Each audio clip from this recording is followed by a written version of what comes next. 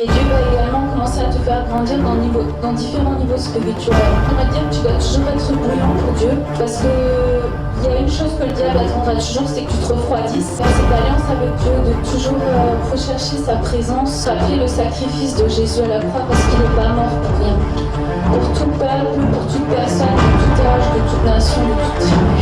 Allumer un feu dans ta vie où tu cherches la présence de Dieu. Les multitudes ne pourront te traverser, mais la présence de Dieu va faire de toi l'homme, la femme le plus heureux de la terre.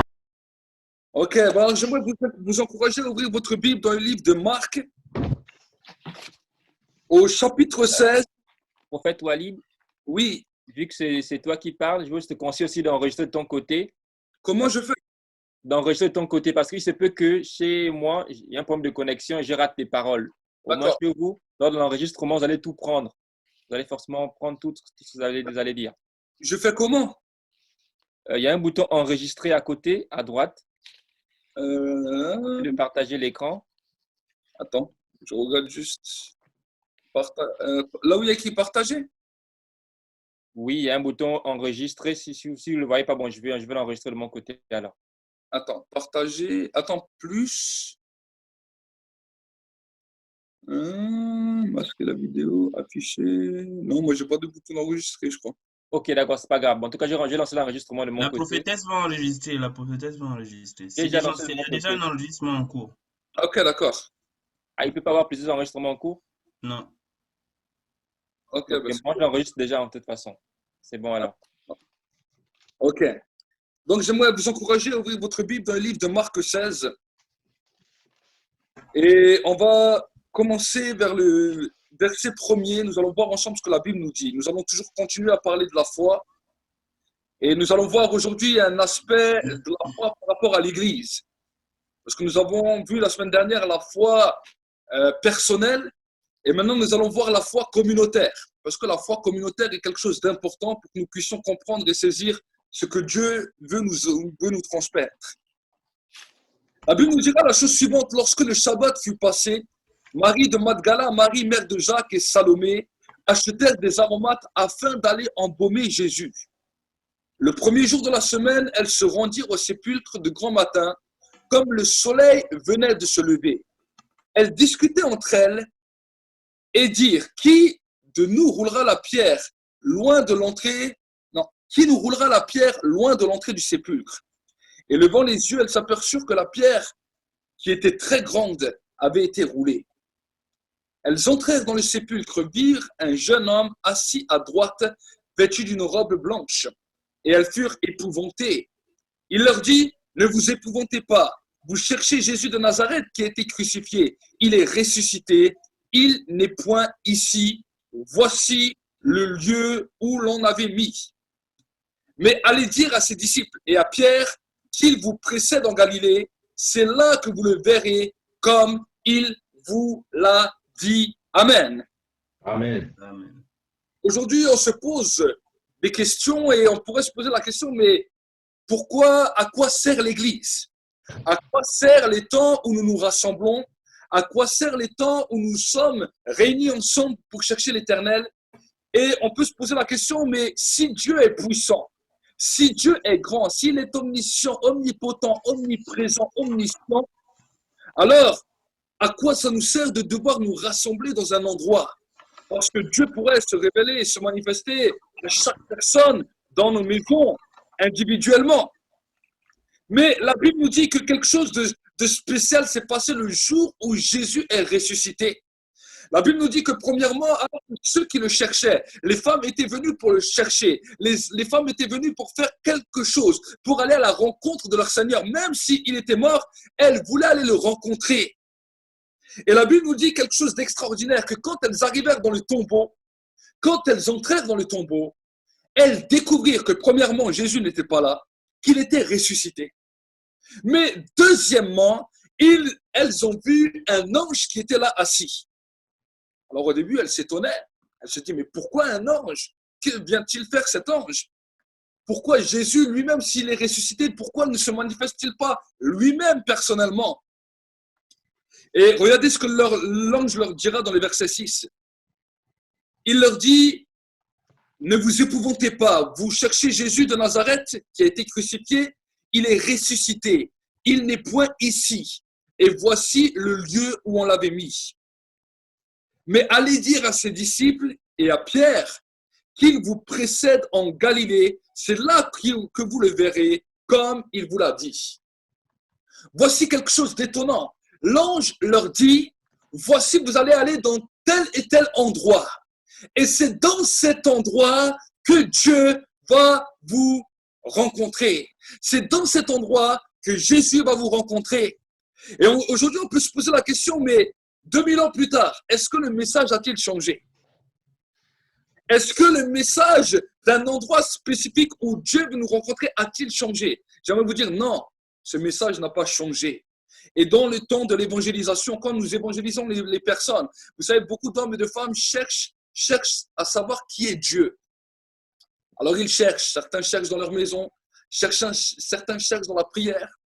Mais j'aimerais vous dire qu'il y a un message clé qui est donné dans la parole de Dieu, dans lequel l'ange a dit aux femmes, allez dire à Pierre et à ses disciples qu'il y a un endroit où Jésus va vous apparaître. Il y a un endroit où Jésus va se révéler à vous d'une manière extraordinaire. Dans nos maisons, alors que nous prions tout seuls, nous pouvons tous sentir la présence de Dieu. Nous pouvons expérimenter des choses avec Dieu. Mais il y a un endroit de rendez-vous où Dieu veut se révéler à toi et cet endroit s'appelle l'Église. La Bible nous dit que là où 2 ou 3 sont assemblés en son nom et que si on commence à invoquer son nom, la Bible nous dit il est au milieu de nous. Pourquoi? Parce qu'il y a des endroits spécifiques dans lesquels Dieu a mandaté des hommes et des femmes, ce qu'on appelle des ministres de Dieu, dans lesquels Dieu a déposé quelque chose de glorieux, dans lequel Dieu vient toujours nous rencontrer. Nous pouvons lire ensemble, regardez ce que la Bible continue à nous dire. Dans le verset 8, elles sortirent du sépulcre et s'enfuirent. La peur et le trouble les avaient saisies et elles ne dirent rien à personne à cause de leur effroi. Mon frère, ma sœur, bien souvent nous sommes comme ces femmes. Nous savons que Dieu nous rencontre à un endroit bien défini. Quand nous allons le dimanche à la maison de Dieu ou des fois un autre jour de la semaine ou un autre jour quand les réunions sont disponibles, nous savons que ça nous fait du bien. Nous savons que Dieu nous rencontre à cet endroit. Nous savons que Dieu a quelque chose toujours de prévu et nous donne toujours quelque chose. Mais quand il s'agit d'aller partager ce message à d'autres, de parler aux hommes et aux femmes qui sont autour de nous, de lui dire, viens, je t'amène à un endroit où Dieu va te rencontrer. Nous sommes comme ces femmes. Nous sommes saisis par la peur. Et nous croyons que peut-être des fois, ça ne marche pas. Nous croyons que peut-être des fois, ça ne va pas produire l'effet que ça doit produire. Et peut-être on peut se poser la question, oui, mais s'ils entendent tel message dans l'église, comment les gens vont-ils réagir? Et si peut-être on entend parler de ça, ou si on entend parler d'argent, ou si on entend parler de telle et telle situation, comment les gens vont-ils réagir? Ça, c'est des pensées que le diable a mis en toi et qu'il faut extraire de ta vie pour que tu puisses comprendre qu'il y a un temps, qu'il y a une saison, qu'il y a une dimension dans laquelle Dieu veut que tu lances un message, dans lequel tu lui dis, viens avec moi dans un endroit, et là, Dieu te rencontrera. J'ai vu plusieurs fois, en tant que serviteur de Dieu, les personnes qui ont parlé à d'autres personnes, et en leur parlant, les gens des fois étaient sceptiques. Les gens des fois se posaient la question. Et bien souvent, quand les gens sont venus la première fois dans l'église et que la présence de Dieu les a visités, que Dieu les a visités, eux-mêmes étaient étonnés. Ils ont dit, on ressent quelque chose qu'on a ressenti nulle part ailleurs. Pourquoi? Parce que c'était l'endroit de la visitation. C'était le temps de la visitation. Et c'est en connaissant ces temps de visitation que, après, en retournant dans notre maison, nous emportons cette présence qui nous a visités dans notre maison pour continuer à vivre tous les jours de la semaine un autre temps de rencontre personnelle avec Dieu. Il y a toujours le temps de la rencontre personnelle et le temps de la rencontre dans lequel Dieu veut se manifester communautairement. Et là, nous avons besoin de comprendre cela et que notre foi soit établie pour que nous puissions nous-mêmes être de témoins efficaces et savoir de quelle manière nous pouvons amener les gens dans l'église. Nous n'amenons pas les gens dans l'église pour lui dire, viens écouter ou viens voir la religion que je pratique. Mais quand nous invitons les gens à venir à l'église dans un temps d'évangélisation, nous venons leur dire, viens avec moi. Il y a un endroit où quelqu'un veut te rencontrer. Il y a quelqu'un qui veut te parler. Il y a quelqu'un qui veut te toucher. Viens avec moi et tu verras. Les sœurs, les femmes, quand elles ont entendu le message de l'ange les a troublées. Et la Bible nous dit que curieusement, ils n'ont parlé à personne. Et bon nombre de croyants sont comme ces femmes. Ils ont entendu l'annonce de l'ange. Aujourd'hui, je peux venir ce matin devant vous comme un ange qui vous annonce une parole. La Bible nous dit qu'il avait une forme humaine. L'ange qui était là dans le tombeau avait une forme humaine. Et il a donné un message avec une langue humaine. Et la Bible nous dit que les femmes n'ont pas écouté à ce message. Et des fois, nous sommes pareils. Quand on nous dit inviter les personnes à venir à l'église, on est là et à se dire, des fois, on ne parle pas, des fois, on ne dit rien. Et quand des fois, on le dit, on mélange nos mots et on ne sait pas trop bien comment présenter ce message. Mais l'ange leur a dit la chose suivante, allez leur dire qu'il vous rejoindra, qu'il va vous visiter dans un endroit bien défini. Nous allons continuer ensemble. Ça, c'est le premier groupe de personnes. Les personnes qui se taisent. Et dans l'église, on peut avoir des personnes qui sont semblables à ces femmes, qui sont là, mais qui se taisent, qui ont entendu le message, qui ont compris que quelque chose de glorieux pouvait se produire, qu'ils ont compris qu'il y avait un endroit dans lequel Dieu les attendait, mais ils se sont tus et ils ont attendu. Nous allons voir le deuxième groupe de personnes. Nous allons commencer vers le verset 9. La Bible nous dit, Jésus étant ressuscité le matin du premier jour de la semaine, apparut d'abord à Marie de Magdala, à laquelle il avait chassé 7 démons. Elle alla porter la nouvelle à ceux qui avaient été avec lui et qui s'affligeaient et qui pleuraient. Quand ils entendirent qu'il vivait et qu'elle l'avait vu, ils ne la crurent point. Nous avons un deuxième groupe de personnes qui est mentionné ici par Marie de Magdala, qui non seulement a entendu le message, mais qui a décidé d'obéir. Vous savez, la foi impute l'obéissance. La Bible nous dit la foi vient de ce qu'on entend vient de la parole de Dieu. C'est bien d'entendre la parole de Dieu pour recevoir la foi, mais la foi devient agissante par l'obéissance. Et nous voyons cette femme qui pourtant était une femme de mauvaise vie, pourtant était une femme qui était possédée de plusieurs démons que Jésus a libérés. Pourtant, une femme qui n'était pas trop bien acceptée, même au sein même du groupe de l'Église. Mais c'était une femme qui avait l'intelligence et la compréhension que quand on lui disait quelque chose, elle aimait obéir. Et la Bible nous dit que, parce que des fois elle était méprisée et des fois elle n'était pas très bien compris ou entendu, son message n'a pas été accepté par ceux qui devaient l'entendre. La Bible nous dit qu'elle a parlé et qu'elle a essayé de dire, venez, il y a un endroit où Jésus veut vous rencontrer. Jésus est non seulement ressuscité, mais il y a un endroit dans lequel il veut vous rencontrer. La Bible nous dit, elle est allée là-bas, mais son message n'a pas été écouté. Alors j'aimerais te dire que peut-être si tu fais partie de ce groupe-là, dans lequel tu es allé des fois parler aux hommes et aux femmes qui ne connaissent pas Dieu, à ceux et celles qui sont loin de Dieu et que tu es allé porter un message en lui disant viens avec moi, je t'emmène dans un endroit où Dieu veut te rencontrer et que les gens ne t'ont pas écouté. J'aimerais te dire d'un côté, ce n'est pas grave qu'ils t'ont écouté ou qu'ils ne t'ont pas écouté. L'essentiel, c'est que toi, tu as obéi. Amen. Amen. L'essentiel, c'est que toi, tu as obéi. Si toi, tu obéis, peu importe, toi, tu as fait ta part devant Dieu et toi, tu restes dans la foi. Amen. Dieu ne pourra pas t'imputer quelque chose que toi-même tu as fait et tu as accompli dans l'obéissance. Par contre, si tu désobéis, là, Dieu peut te faire des reproches. Et Dieu peut te dire, voilà, tu as une mission que tu n'accomplis pas. La Bible nous dit, quand Jésus nous parlera de ceux qui ont des dons ou des talents, à celui qui en a donné 10, lui, il en a ramené 10 autres. À celui qui en a donné 5, lui, il en a ramené 5 autres. Mais celui qui en a donné 1, la Bible nous dit que lui, il allait l'enterrer et qu'il lui a rendu seulement son talent sans le faire fructifier. Dieu a mis, mon frère, ma soeur, des choses en toi. Dieu a mis des choses en toi pour que cela puisse fructifier. Amen. Amen. Choses que Dieu t'a données. N'enterre pas peut-être les petits talents que Dieu t'a donnés, mais commence à les faire fructifier. Comment pouvons-nous les faire fructifier? En invitant d'autres personnes. Toi, on t'a invité un jour, tu as été touché. Toi, tu es venu, toi-même, tu es quelqu'un qui vient à l'église, qui participe aux réunions. Tu sais que chaque fois que tu viens aux réunions, tu es béni. Pourquoi tu gardes ça pour toi? Et pourquoi tu ne te dis pas, non, si moi-même ça me fait du bien, si moi-même ça me touche, si moi-même ça m'impacte, je vais aller en parler à d'autres.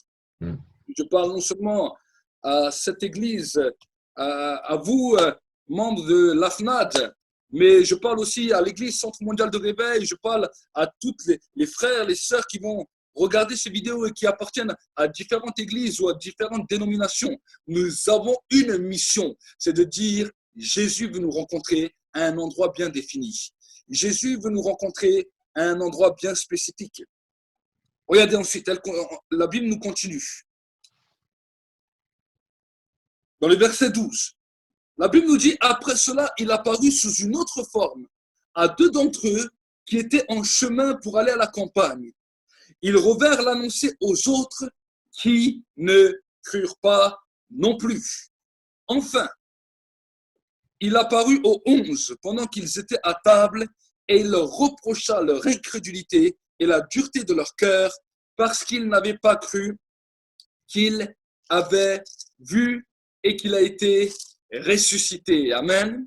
Amen. Il dit que malgré cela, malgré que les disciples étaient durs, vous imaginez, le message avait été donné à des enfants de Dieu. Le message avait été donné à des disciples de Jésus qui ont marché 3 ans avec lui, dans lesquels Jésus leur disait, je vous attends à un endroit et là je vais me manifester à vous.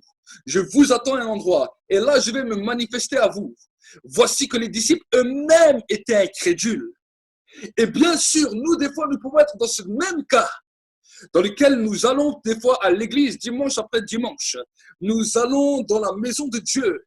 Et imaginez dans la semaine, si un messager viendrait vous voir et vous dirait, dimanche, quand tu vas venir à l'église, Jésus va venir se manifester au milieu de vous. Il va venir se présenter et il aura quelque chose pour toi.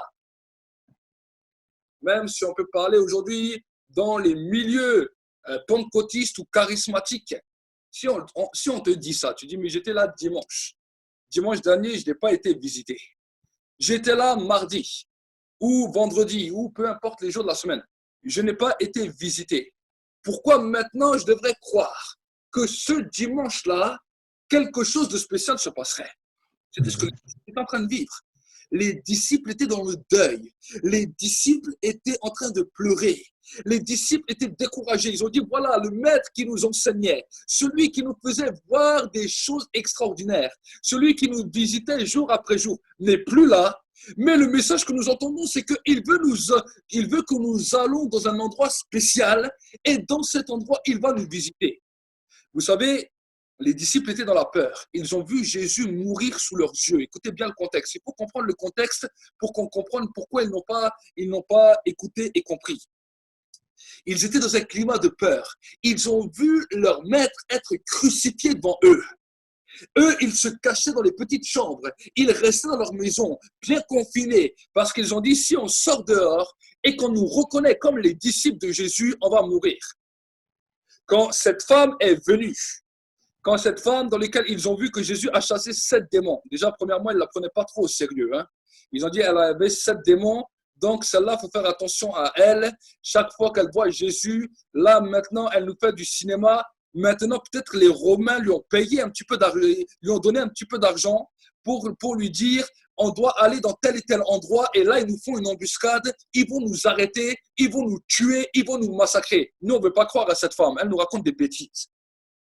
Mais oui, Dieu, des fois, va utiliser les personnes qu'on ne pense pas, va utiliser des gens qu'on ne pense pas, des fois même qu'on méprise, pour nous donner un message, pour voir si nous sommes attentifs quand Dieu parle. Et voici que maintenant, à ce moment-là, le message a été donné. Les disciples n'ont pas cru. Ils ont rejeté cette parole. 2 autres personnes sont en train de marcher sur un chemin. sur le chemin d'Emmaüs. Jésus se révèle à eux sous une autre forme. Il leur dit le même message. Voici, les disciples ne croient toujours pas. Ils ne croient toujours pas. La Bible nous dit qu'il était obligé de venir lui-même personnellement les étonner, leur dire, je viens vous visiter parce que vous ne croyez pas à chaque fois que je vous donne un rendez-vous. Et j'aimerais vous dire que la fin de ce confinement va s'annoncer peut-être de la même manière pour beaucoup de personnes. Parce que beaucoup de personnes vont se dire quoi? Vont se dire, mais imagine que maintenant je vais aller dans l'église, je vais aller dans un rassemblement chrétien, je vais aller dans un rassemblement où on adore Dieu. Peut-être que je vais tomber malade, peut-être qu'il m'arrivera ça. Regarde ce qui s'est passé, regarde les problèmes qu'il y a eu, regarde les situations sanitaires que nous avons connues mondialement. Les gens vont peut-être poser les mêmes raisonnements, les mêmes mentalités. Mais j'aimerais vous annoncer quelque chose. J'aimerais vous dire comme l'ange qui était assis dans le sépulcre et qui était en train de dire une parole, qui était en train de dire « Je vous annonce que le temps de la réouverture des églises, Jésus va venir vous visiter, Jésus va venir vous rencontrer et vous allez expérimenter quelque chose de nouveau et quelque chose de glorieux avec le Messie. » Beaucoup de gens vont dire, non, je ne pense pas, Dieu peut se manifester aussi chez moi. Dieu, c'est vrai qu'il peut se manifester aussi chez nous. Je ne dis pas le contraire. Mais la Bible nous dira dans le livre des psaumes, qu'il est doux, qu'il est agréable pour des frères de demeurer ensemble. C'est l'huile de l'onction commence à couler. C'est alors que l'huile fraîche commence à se répandre et que les choses commencent à changer et que les choses commencent à être bouleversées. J'aimerais t'annoncer un oracle de l'Éternel. J'aimerais t'annoncer une parole de l'Éternel. J'aimerais ainsi parle l'Éternel. Ne rate plus aucune réunion après le temps du confinement parce que ce sera un temps de visitation glorieuse, un temps où Dieu va faire quelque chose de puissant, un temps où le Seigneur va commencer à se manifester et venir rencontrer tous ceux et celles qui sont prêts à répondre à son invitation. Amen. Amen. Dieu t'envoie une invitation. Dieu t'envoie un message pour que toi-même, tu puisses y répondre. Est-ce que tu vas être comme les disciples qui n'ont pas su répondre à son appel ou est-ce que tu vas commencer à répondre à l'appel de Dieu et que tu vas dire, Seigneur, je veux me tenir à l'endroit de la visitation. Nous avons pu voir que quand Jésus s'est manifesté, quelque chose de glorieux s'est passé ensuite. Regardez ce qu'il nous dira dans le verset 15. Puis il leur dit, d'abord il y a le temps de la visitation. Et dans ce temps de visitation, il y a une parole qui est libérée. Et voici la parole qu'il leur dit après le temps de la visitation. Puis il leur dit dans le verset 15, allez par tout le monde et prêchez la bonne nouvelle à toute la création. Celui qui croira et qui sera baptisé sera sauvé, mais celui qui ne croira pas sera condamné. Voici, il nous donne une mission. L'ange a parlé. L'ange d'abord a dit, allez dans un endroit où Dieu va vous rencontrer. Comme maintenant nous sommes dans cet endroit où Dieu veut nous rencontrer, voici qu'il leur dit, allez maintenant par tout le monde et prêchez la bonne nouvelle à toute la création. Celui qui croira sera baptisé. Celui qui croira et qui sera baptisé sera sauvé, mais celui qui ne croira pas sera condamné. Maintenant, dans cette obéissance, il nous parle de quelque chose d'encore plus glorieux. Il nous dit, voici les signes, voici les miracles qui accompagneront ceux qui auront cru. En mon nom, ils chasseront les démons, ils parleront de nouvelles langues, ils saisiront des serpents. S'ils boivent quelques breuvages mortels, il ne leur fera point de mal. Ils imposeront les mains aux malades et les malades seront guéris. Jésus avait très bien vu que quand l'ange avait dit aux femmes, quand l'ange avait dit aux différentes personnes que Dieu les attendait à un moment, à un endroit précis, et que les gens n'ont pas écouté, que même ses propres disciples n'ont pas écouté, il fallait quelque chose de persuasif. Et pour que cette dimension persuasive puisse accompagner ceux qui allaient apporter ce message, il a dit, je vais vous donner des signes. Voici les signes qui vont vous accompagner pour amener les personnes à l'endroit où je vais les rencontrer. pour amener les personnes dans l'endroit, dans le lieu où je veux rencontrer les hommes et les femmes. Pour que les hommes et les femmes y croient, je vous donne des signes. Voici quand vous allez commencer à les inviter. Voici quand vous allez commencer à leur partager la bonne nouvelle. La Bible nous dit, voici les signes qui vont se manifester. En mon nom, ils chasseront des démons, ils parleront de nouvelles langues, ils saisiront des serpents, et s'ils voient quelques breuvages mortels, il ne leur fera point de mal. Ils imposeront les mains aux malades, et les malades seront guéris. Nous voyons que quand Jésus, avant de monter encore au ciel, il leur donne encore une autre recommandation. Il leur dit, restez à Jérusalem. Il leur dit, c'est à Jérusalem que le Saint-Esprit va vous rencontrer. C'est à Jérusalem que le Saint-Esprit va vous rencontrer. Et dans un sens prophétique, Jérusalem est l'église locale dans laquelle Dieu t'établit. C'est là que le Saint-Esprit veut te rencontrer. C'est là que le Saint-Esprit veut te remplir. C'est là que le Saint-Esprit veut te baptiser. C'est là que le Saint-Esprit veut libérer son feu pour que tu puisses devenir un témoin efficace. Mais des fois, nous n'écoutons pas cela toujours et nous voulons faire les choses comme nous voulons. Mais Dieu a établi des règles spécifiques, des règles claires pour que nous puissions les respecter. Nous pouvons voir même l'Église primitive. Alors que le Saint-Esprit était descendu au tombe de la Pentecôte, le jour de la Pentecôte à la chambre haute, et que l'Église primitive a commencé à être née. Nous pouvons voir qu'à un moment donné, nous avions l'évangéliste Philippe qui est parti à Samarie et qui là a commencé à annoncer la bonne nouvelle et que plusieurs ont cru, plusieurs sont fait baptiser. Mais là, dans ce temps, il y avait des démons qui étaient chassés, des malades qui étaient guéris. Mais l'Église n'avait pas encore été établie à Samarie. Voici qu'à un moment donné, les apôtres qui étaient là à Jérusalem sont venus à Samarie pour établir l'Église.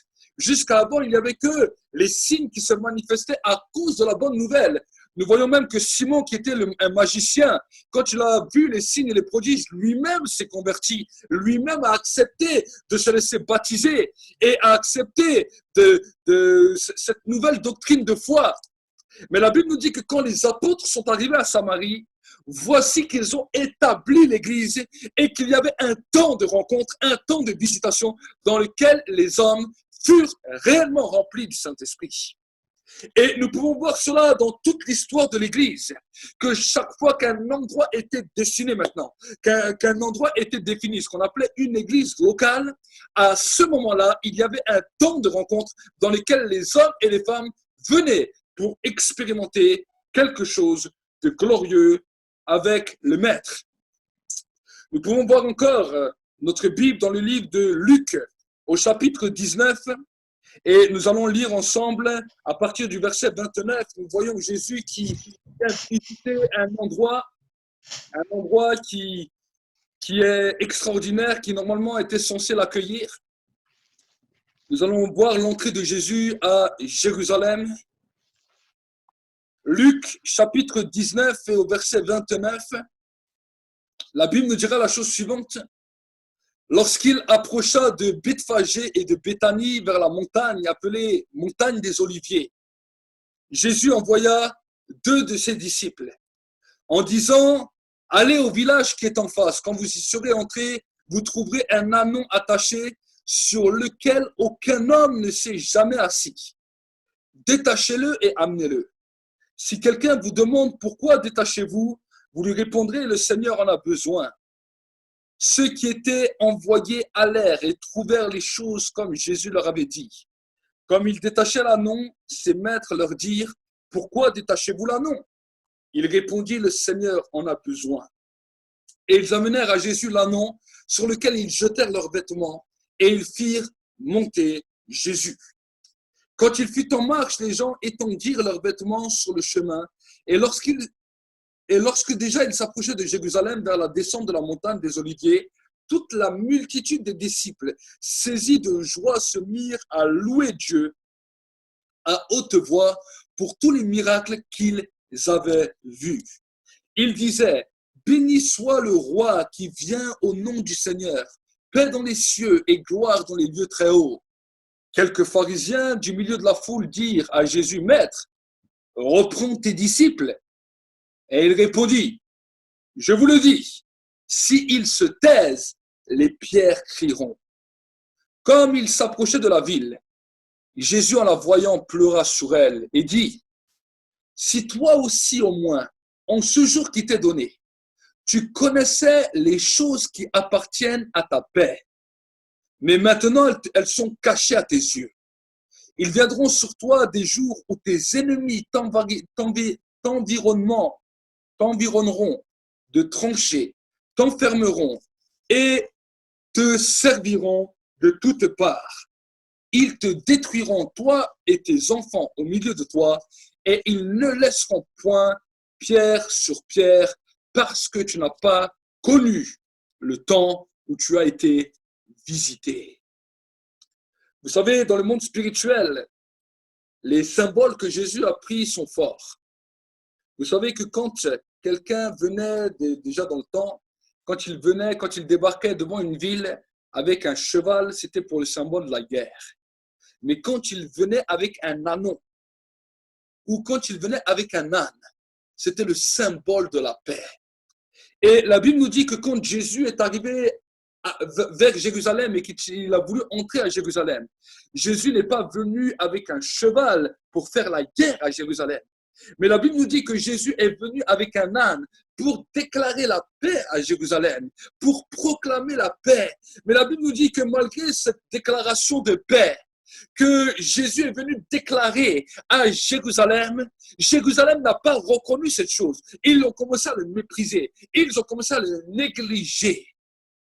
J'aimerais vous dire que dans le livre de l'Apocalypse, quand Jésus reviendra à Jérusalem pour la bataille d'Armageddon, ce qu'on appelle la dernière bataille, la bataille finale, la Bible nous dit qu'il viendra sur un cheval blanc pour déclarer la guerre. Mais dans ce temps, alors que Jésus était sur terre, il est venu à Jérusalem avec un âne pour déclarer la paix. Et regardez ce qu'il nous dira. Dans le verset 42, il dira cette parole. Si toi aussi au moins en ce jour qui t'est donné, tu connaissais les choses qui appartiennent à la paix. Jésus, quand il parlera à ses disciples, il leur dira, je vous donne ma paix, je vous laisse la paix. Chaque fois que nous venons ensemble nous réunir, je ne parle pas de chercher Dieu personnellement dans sa maison. Je te parle de se réunir ensemble pour le chercher dans l'église locale. C'est un temps dans lequel Dieu veut libérer sa paix. Dieu veut que nous puissions comprendre que c'est un temps qui nous est donné pour que nous connaissions la paix intérieure, la paix physique, mais la paix aussi des fois émotionnelle, la paix dans notre maison, la paix dans notre pays, la paix dans notre nation, parce que l'église locale a une importance bien définie pour pouvoir apporter la paix dans une nation, dans une maison. Pourquoi je vous dis cela? Dans le livre de Chroniques, il a dit, si mon peuple sur lequel est invoqué mon nom, là on parle du peuple, s'il s'humilie, s'il prie et s'il revient de ses mauvaises voies, j'interviendrai en sa faveur et je guérirai son pays. Et la parole que j'entends de l'Esprit pour toi, mon frère, ma soeur, c'est si toi aussi, mon frère, ma soeur, qui est là, qui m'écoute, si toi aussi, tu connaissais les choses qui appartiennent à la paix. C'est un mystère. L'église locale est un mystère dans lequel découlera la paix de ta vie, la paix de ta maison, la paix de ta nation, parce que c'est ensemble, dans l'humilité, dans la recherche de Dieu, que nous pouvons expérimenter et vivre avec notre Dieu des choses extraordinaires. Ça fait partie de la foi. Pourquoi? Parce que la première des bases, c'est la foi personnelle. Ce que j'ai parlé dimanche dernier avec l'assurance, connaître la dimension dans laquelle Dieu nous parle. Mais maintenant, je parle pour l'église communautaire. Ensemble, en tant qu'église, nous devons comprendre cela pour savoir comment nous devons avancer, comment nous devons conquérir, comment nous devons impacter et influencer notre monde. Et je me te dis que quand tu as dans cet objectif d'aller témoigner, vous savez, il y a des gens qui ont l'objectif d'aller témoigner, juste pour avoir calmé leur conscience, mais pas de témoigner pour dire « je vais les amener dans l'endroit où je suis béni. Je vais les amener dans l'endroit où Dieu me rencontre. » Alors, Certains vont me dire, oui, mais nous ne travaillons pas pour une église bien définie, nous sommes le corps de Christ, nous pouvons envoyer les gens n'importe où. Bien sûr, quand je suis en vacances et que je suis à 1000 km de l'endroit où je suis serviteur, bien sûr que les gens, je vais les envoyer dans d'autres églises, c'est normal. Mais si je sais que c'est près de là où j'exerce le ministère, je vais les envoyer, je vais les amener là où je suis. Pourquoi? Parce que je sais que c'est là où Dieu va les rencontrer. Si Dieu a permis que je les rencontre, ce n'est pas pour les laisser partir dans la nature, mais pour les amener dans une dimension bien spécifique. Quand tu as mis cela dans ton cœur et quand tu as dit, Seigneur, je reconnais que c'est un temps de paix, je reconnais que ces choses appartiennent pour la paix et que l'église locale appartient pour ma paix. Alors à ce moment-là, quand tu vas travailler dans l'évangélisation, en présentant l'évangile, que ce soit à des compatriotes de ta nation, que ce soit à des gens qui ne sont pas de ta nation, que ce soit même à des gens qui appartiennent à d'autres religions, alors à ce moment-là, la Bible nous dit que les signes vont commencer à t'accompagner. Les signes et les prodiges vont t'accompagner. Vous savez que quand les signes ont été donnés, la première fois que nous entendons réellement parler de signes dans la Bible, c'est du temps de Moïse. Avant, il y avait aussi quelques signes, mais pas beaucoup de signes. Mais la Bible nous dit qu'un des prophètes qui a manifesté des grands signes dans l'Ancien Testament, c'était Moïse, dans lequel il a libéré 10 plaies d'Égypte contre le gouvernement de l'époque. Et la Bible nous dit que le peuple a commencé à croire et à saisir, à comprendre que l'Éternel était Dieu parce qu'il voyait les signes. Mais Dieu n'a pas simplement fait les signes pour juger le Pharaon et pour que le peuple applaudisse. Non! Dieu a fait les signes pour que le peuple puisse aller à l'endroit où Dieu voulait le rencontrer, là où le tabernacle, la tente de la rencontre a été établie. Au début, c'était dans le désert, dans le mont Sinaï, dans lequel Dieu a voulu rencontrer le peuple à cet endroit-là bien défini. Et la Bible nous dit que les signes étaient donnés dans la main de Moïse pour que le peuple puisse l'accompagner et le suivre. Peut-être sans signe, personne ne l'aurait accompagné, ni même le Pharaon ne l'aurait même pas pris au sérieux. Regardez les disciples, nous avons vu avant l'histoire, Jésus venait d'être ressuscité. Quelques-uns avaient reçu le message de la part du Seigneur, mais ils n'avaient pas les signes qui les accompagnaient. Ils annonçaient, voilà, Jésus veut nous rencontrer dans un endroit bien défini. Les gens n'ont pas écouté. Certains ont eu peur de lancer le message. Ils se sont dit, ah, les gens vont encore me prendre pour un fou. D'autres ont lancé le message, mais n'ont pas été écoutés. Pourquoi? Parce que les signes n'étaient pas derrière. Voici pourquoi dans le livre de Marc 16, à la fin, Jésus leur dira, bon, ne vous inquiétez pas. Parce que peut-être il y a eu un échange entre Jésus et les disciples. Et les disciples ont posé cette question à Jésus. Ils ont dit, c'est bien beau, mais si toi, tu nous donnes un message, comment les gens qui vont entendre ce message vont reconnaître qu'il vient de toi s'il n'y a aucune manifestation visible? C'est pour cela qu'il leur a dit, voici les signes, voici les miracles qui accompagneront ceux qui auront cru. Amen. Les signes vont toujours se manifester si, à une condition, si toi, dans ton cœur, tu as la bonne motivation. Si tu veux seulement les signes pour qu'on puisse voir, voilà, non, tu as quelques dons de guérison, tu as quelques dons où tu peux chasser les démons, tu as un petit peu l'autorité pour que tu t'enorgueillisses, alors c'est clair que les signes ne peuvent pas se manifester dans cette dimension. Mais si tu connaissais les choses qui appartiennent à ta paix, c'est ça qu'il a dit à Jérusalem. Regardez ce qu'il leur a dit. Il leur dit dans le verset 42, si toi aussi au moins, en ce jour qui t'est donné, tu connaissais les choses qui appartiennent à ta paix. Et j'aimerais te dire, mon frère, ma soeur, si toi aussi aujourd'hui, tu connaissais les choses qui appartiennent à la paix, j'aimerais te dire que les signes, les prodiges vont se manifester puissamment dans ta vie et toi-même, tu seras heureux parce que ton message, quand tu vas inviter les personnes à venir avec toi, les signes vont se manifester et les gens vont te suivre parce qu'ils auront vu les signes. Amen. Donc, nous pouvons voir que Jérusalem n'a pas compris cela. Et parce que Jérusalem n'a pas compris, au lieu que Jésus a dit une parole de paix, de bénédiction, il leur dit une parole même de malédiction. C'est terrible. Regardez ce qu'il leur dit. Il leur dit dans le verset 43, il viendra sur toi des jours où tes ennemis t'environneront de toutes parts, te trancher, t'enfermeront et te cerneront de toutes parts. ils te détruiront, toi et tes enfants au milieu de toi, et ils ne te laisseront pas en toi pierre sur pierre, parce que tu n'as pas connu le temps où tu as été visité. Mes amis, l'heure est grave et j'aimerais encourager l'Église à reconnaître son temps de visitation. Il y a le temps de visitation personnelle. Vous savez, bien souvent, nous lamentons, bien souvent, nous pleurons à cause des difficultés qu'on peut traverser dans la vie, à cause des situations que nous traversons dans la vie. Et en tant que serviteur de Dieu, j'ai appris une règle. Et croyez-moi, j'ai passé aussi des fois par des moments difficiles, moi-même personnellement.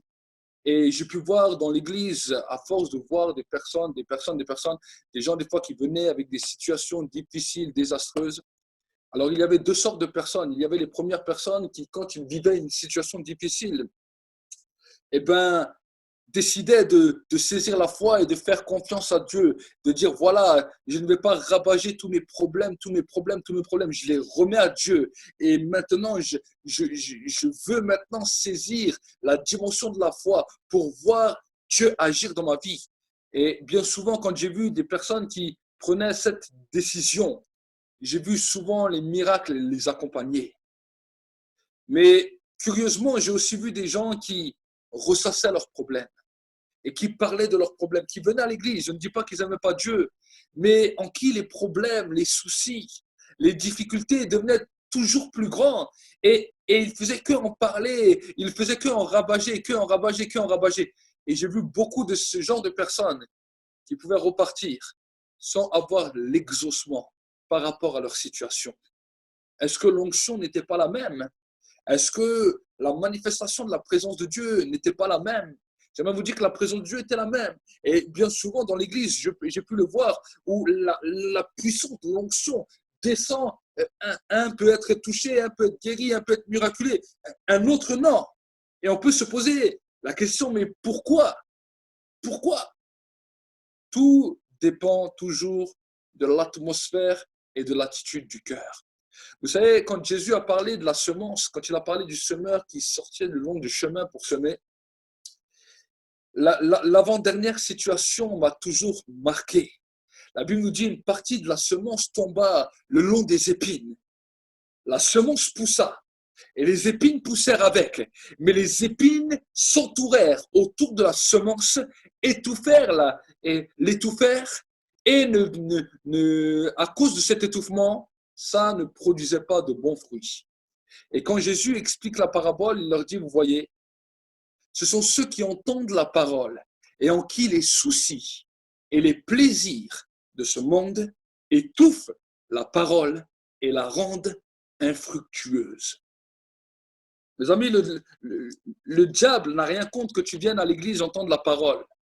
Parce qu'il sait que si Dieu a décidé que tu entendes la parole, alors tu l'entendras, de quelque manière que ce soit. Mais le plus important à savoir, c'est comment est-ce que je dois entendre cette parole. Vous savez, des fois, nous venons à l'église avec nos soucis, nos fardeaux, nos tracas. Et pendant que le message de l'évangile est donné, la parole de Dieu est donnée, si on devrait mettre un écran et projeter les pensées des gens, on serait étonné. Certaines personnes pensent à leur travail, d'autres vont penser à leur papier, d'autres ils vont penser à leur mariage, d'autres vont penser à leurs enfants, d'autres vont penser à leur avenir, à leur business. Certains qui sont malades vont penser à leur guérison. Toutes sortes de pensées sont là. Et j'aimerais vous dire que c'est terrible. Parce que dans ce même temps où toutes ces pensées sont là en train de se débattre, la parole de Dieu est lancée. Ces pensées qui sont là, qui sont en train de se manifester, c'est ce qu'il y a dans votre cœur. Et cela prouve que quand nous venons dans la maison de Dieu avec tous ces genres de pensées, c'est que peut-être qu'avant de venir, il faut être des fois sincère. Nous n'avons pas fait un nettoyage peut-être dans nos cœurs. Nous n'avons peut-être pas pris un temps de prière dans lequel nous avons dit, Seigneur, avant d'entendre la parole, je veux que tu enlèves, que tu arraches ces mauvaises herbes. Il y a des mauvaises herbes. Vous savez, quand vous voyez un paysan qui cultive un champ ou qui plante de la semence dans un champ, je n'ai jamais vu un paysan qui arrive dans le champ, qui voit le champ rempli de mauvaises herbes et qui dit, bon, aujourd'hui c'est le bon jour, je vais prendre mon tracteur et je vais jeter toute la semence dans ce champ. ce paysan serait fou parce que la semence serait détruite. Quelques grains pourraient pousser, mais il serait vite détruit par toute la mauvaise herbe. Non, j'habite à côté d'un champ et je le vois régulièrement, année après année, avant que le paysan vienne planter sa semence. La Bible, il va faire quoi? Il va retourner la terre. Il va prendre des grosses machines et il va retourner la terre. Il va retourner peut-être une fois, peut-être deux fois, peut-être même trois fois, jusqu'à ce qu'il n'y a plus aucune mauvaise herbe. Quand maintenant la terre est bien retournée, quand la mauvaise herbe est détruite, il va revenir avec son tracteur et maintenant il va faire des sillons. Et quand ces sillons vont être faits, il va là mettre la semence et refermer la terre dessus. Parce qu'il sait que s'il fait de cette manière-là et qu'ensuite il arrose le grain qu'il a planté va produire du bon fruit. J'aimerais vraiment que les enfants de Dieu puissent être aussi prudents que ce paysan. Bien des fois, nous venons prêts à être ensemencés. Vous savez, quand nous entendons la parole de Dieu, nous sommes comme ce champ qui a besoin de semences, qui a besoin de recevoir une graine de semence dans le cœur. Mais curieusement, nous ne sommes pas aussi prudents que ce paysan. Parce qu'avant d'entendre cette semence, nous ne retournons pas nos cœurs. Nous ne retournons pas toutes ces mauvaises herbes qui ont commencé à pousser dans nos cœurs. Alors peut-être tu vas dire, mais pasteur, je n'ai pas de mauvaises herbes. Je n'en veux à personne. Peut-être que tu as réglé tous tes problèmes par rapport à l'offense, oui. Mais combien de soucis? Combien de tracas? Vous savez, je suis responsable d'église et quand les gens, vous pouvez les voir chanter les louanges, adorer Dieu, prier avec des beaux habits, des costumes, tout ce que vous voulez. Et pendant le temps de la louange, si vous regardez autour de vous, vous dites, mais c'est extraordinaire, c'est merveilleux. On dirait que les gens n'ont pas de problèmes, n'ont pas de soucis, n'ont pas de tracas. Et normalement, ça devrait être comme ça, hormis peut-être pour les nouveaux convertis qui viennent pour la première fois, parce qu'ils ne savent pas encore comment procéder pour entendre la parole de Dieu. Mais curieusement, quand j'ai pris beaucoup de personnes en entretien et que je vois que derrière les beaux habits, derrière les beaux sourires, derrière les belles louanges, combien des fois de peur, combien des fois de soucis, combien des fois de tracas. Des fois, il y a des messages de foi qui sont libérés, des messages puissants qui pourraient faire propulser les gens. Et pourtant, après des grands messages, que ce soit dans mon ministère, mais j'ai pu parler aussi avec d'autres ministères et j'ai pu réaliser que c'est quelque chose de général dans le corps du Christ. Combien de personnes reviennent? Vous savez, pasteur, j'ai tel problème. Vous savez, prophète, j'ai tel problème, telle difficulté, je ne sais pas comment faire. Et c'est quand même dur, personne ne me comprend, ceci, cela. Et j'ai l'impression des fois qu'en tant que serviteur de Dieu, on devrait être là devant les gens et essayer de comprendre, de compatir tous les problèmes. Certains m'ont dit, mais vous savez, vous n'êtes pas dans ma peau, vous ne vivez pas ce que je vis, imaginez que vous vivrez ce que je vis. Beaucoup de gens parlent comme ça. Mais j'aimerais vous dire quelque chose. Je ne suis pas là pour essayer de vivre ta vie. Je suis là en tant que serviteur pour te dire toutes ces choses qui sont là, que tu alimentes jour après jour, qui t'empêchent des fois de dormir, qui t'empêchent d'avancer dans ta vie, que tu rumines. À force de ruminer, ces choses vont te faire mourir. Si tu continues à faire ruminer ces choses dans ton cœur, ces choses vont te faire mourir.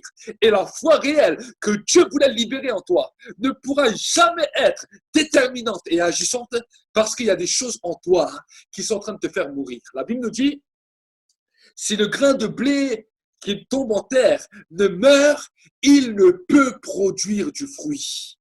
J'aimerais te dire que c'est quand tu apprends à renoncer à toi-même, à mourir à ces raisonnements, à mourir à ces mentalités, à mourir à ces problèmes et à ces soucis, c'est réellement là que tu vas commencer à vivre et réellement là que tu vas commencer à produire du fruit. Pourquoi?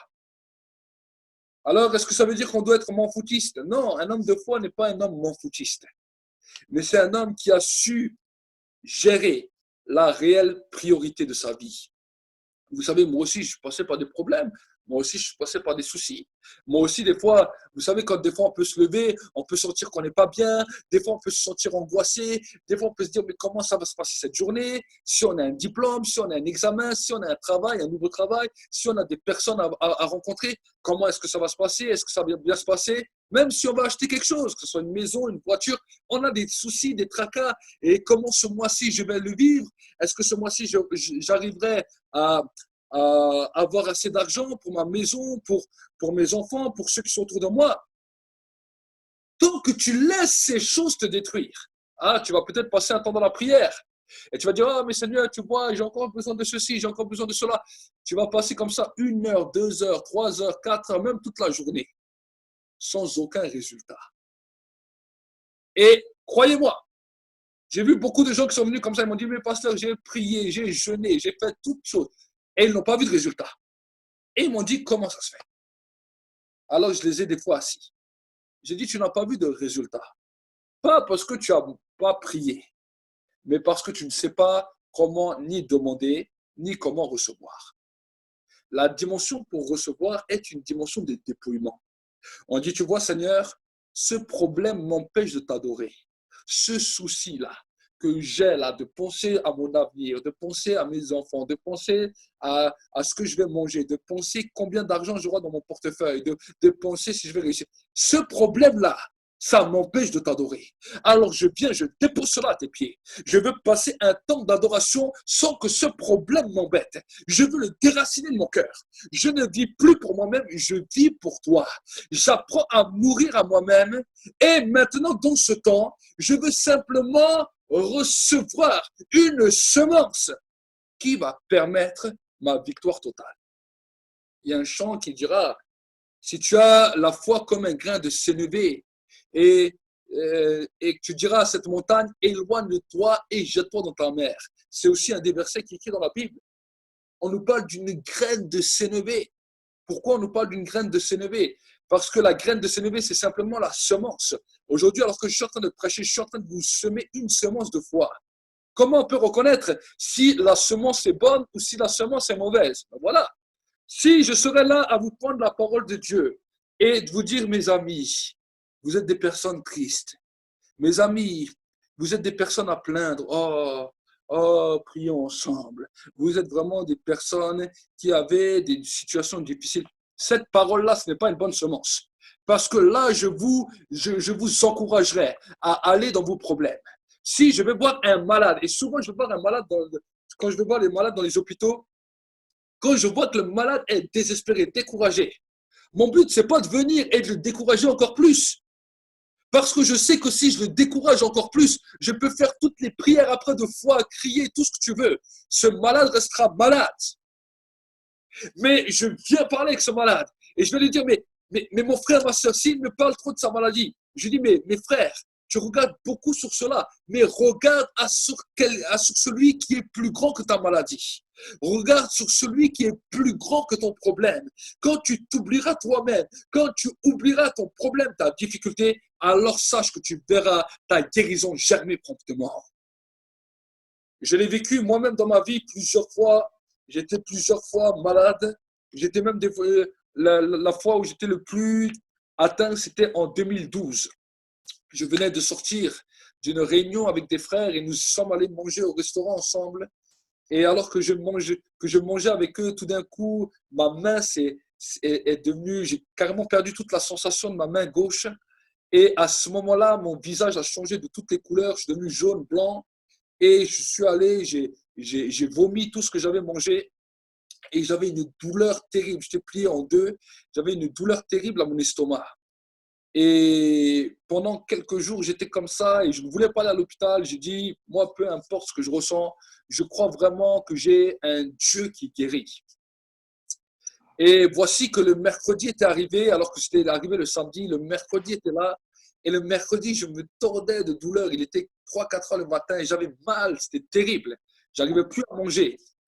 Et là, à ce moment-là, le Saint-Esprit me parle et me dit, réveille ton épouse et dis-lui de t'emmener à l'hôpital. Alors, mon épouse sait très bien que moi, je ne suis pas dans cette mentalité. Alors, je la réveille et je lui dis, écoute, amène-moi à l'hôpital. Le Saint-Esprit m'a dit, je dois aller à l'hôpital.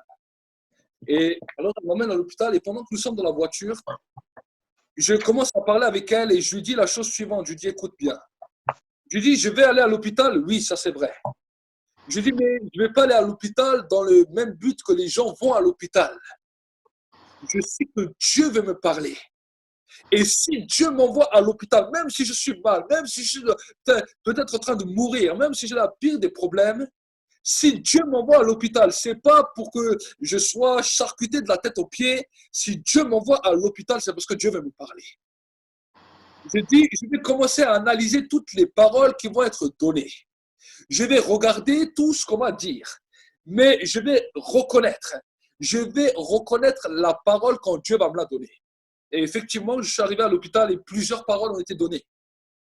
Alors que j'étais sur le lit d'hôpital, les docteurs ont commencé à faire des examens. D'abord, ils m'ont dit c'est l'appendicite. Après, ils m'ont dit non, ce n'est pas l'appendicite, c'est un problème au niveau de la bile. Après, ils m'ont dit non, ce n'est pas un problème au niveau de la bile, c'est une hépatite. Après, ils m'ont dit non, ce n'est pas une hépatite, c'est un cancer. Ils m'ont sorti tous les diagnostics de malades qui pouvaient avoir eux, qui avaient cours dans l'hôpital. Et le pire, c'est que j'avais tellement mal, c'est qu'ils m'ont mis sous perfusion avec de la morphine. Et chaque fois qu'ils venaient, qu'ils me disaient « Ah, c'est ceci, c'est cela », je regardais le docteur en souriant. Et je disais au docteur « J'ai un Dieu qui guérit ». Mon épouse était à côté, elle était témoin, même elle était étonnée. Les docteurs me disent des choses terribles sur ma vie. Et voici que je regardais chaque fois le docteur en souriant. Et je lui disais « J'ai un Dieu qui guérit. J'ai un Dieu qui guérit ». Et je disais à mon épouse, j'attends la parole de Dieu. Je suis là dans cet hôpital, mais j'attends la parole de Dieu. Ces paroles-là ne sont pas la parole de Dieu. J'attends la parole de Dieu. Et pendant ce temps, alors que j'étais couché, je continuais à prier. J'ai pu prier pour d'autres malades. Je me souviens que quand, à un moment donné, avant que je rentre dans le scanner, je me retrouvais à côté d'une personne qui était en fin de vie. Elle était couchée, elle ne pouvait pas bouger. Moi non plus, je ne pouvais pas bouger. Mais je lui ai prêché l'évangile. Et avec joie, elle a pu faire avec moi la prière de repentance et accepter Jésus dans son cœur.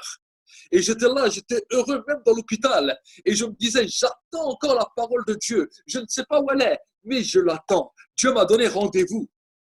Et je me souviendrai toujours, avant que je rentre dans le scanner, tout d'un coup, mon épouse qui est là change de visage. Et je la regarde et je me dis, mais qu'est-ce qui se passe? Elle me dit, en fait, la parole que tu attends, c'est Dieu vient de me la donner à moi maintenant et c'est moi qui dois te la donner. Et j'ai dit, ok.